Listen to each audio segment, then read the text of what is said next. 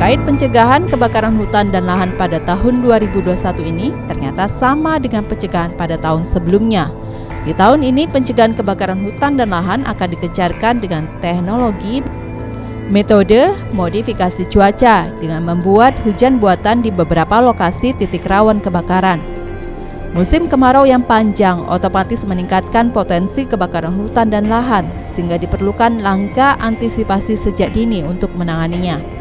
Oleh karena itu, teknologi memodifikasi cuaca untuk menangkal resiko kebakaran hutan dan lahan menjadi strategi sejak awal yang dilakukan pemerintah untuk mencegah kebakaran hutan dan lahan. Strategi pencegahan kebakaran hutan dan lahan pada tahun ini dilakukan sama seperti tahun 2020 lalu dengan sistem hujan buatan yang mempertimbangkan arah angin terhadap lahan gambut serta daerah-daerah yang rawan kebakaran.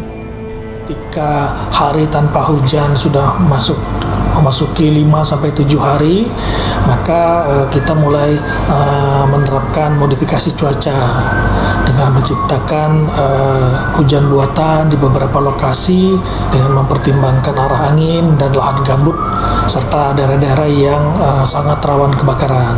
Dengan demikian, lahan gambut utamanya di beberapa lokasi yang sudah kering itu dapat kita basahi kembali dan kembali menjadi lembab, dan itu menurunkan peluang ataupun potensi. Di Sumatera Selatan sendiri akan mengalami musim kemarau yang diprediksi terjadi pada bulan April 2021 mendatang. Berdasarkan data BMKG, musim kemarau yang akan terjadi di Sumsel pada bulan April itu termasuk dalam kategori kemarau normal.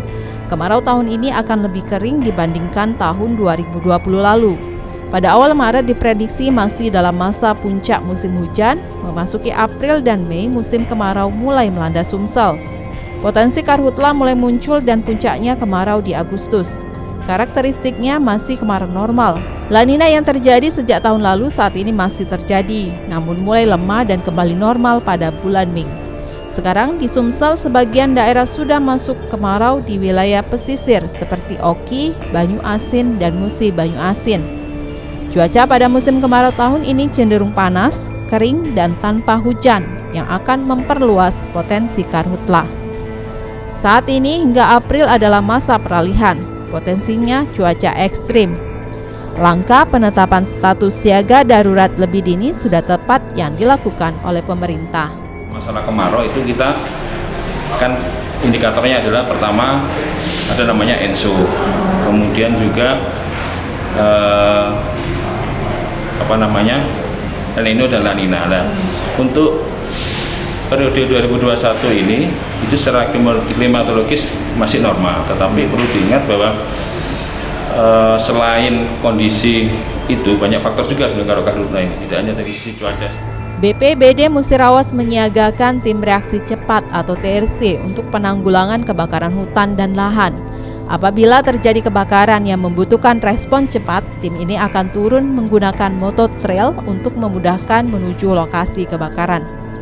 Tim reaksi cepat atau TRC ini disiagakan oleh Badan Penanggulangan Bencana Daerah atau BPBD Kabupaten Musirawas untuk menghadapi bencana kebakaran hutan dan lahan atau karhutla. Jika terjadi karhutla yang membutuhkan respon cepat, tim ini akan turun menuju lokasi dengan menggunakan motor trail.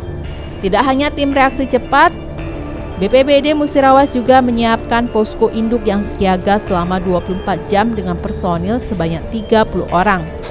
Sejumlah peralatan penanggulangan karhutla juga disiapkan seperti mobil tangki, kebakaran hutan dan lahan, pompa portable ukuran besar, pompa portable apung, scuba asap, apalagi dalam penyelamatan evakuasi ada orang yang terjebak asap karhutla dan juga perahu karet.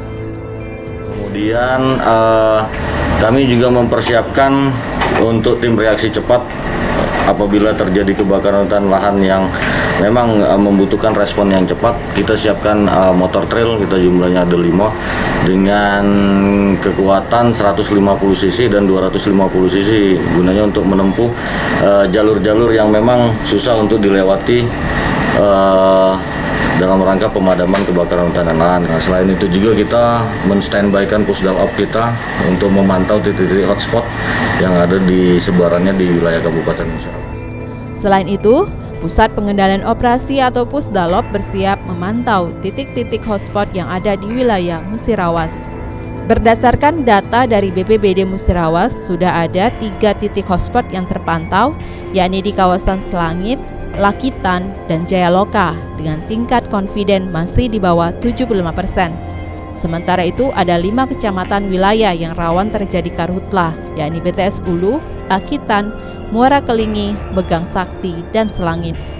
Sementara itu, dalam menghadapi karhutlah telah mulai dilakukan oleh Polda Sumsel dengan menyiapkan peralatan serta membentuk Satgas dalam proses penanganan karhutlah.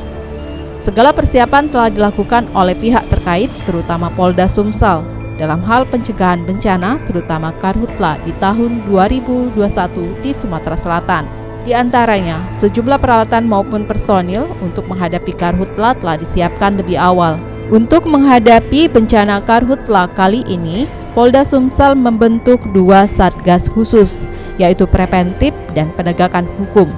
Khusus di tahun ini, satgas preventif akan lebih diutamakan untuk pencegahan karhutlah. Namun jika nantinya masih ada pihak yang membandel, barulah Satgas Penegakan Hukum yang akan melakukan penindakan. Lebih rapi lagi dalam penyusunan, kita buat satgas-satgas, tidak hanya dulu satgas yang sifatnya harus hadir ke TKP, tapi mulai dari sekarang satgas preventif ini nanti dipimpin oleh Dirbimas akan lebih banyak memberikan edukasi pada masyarakat.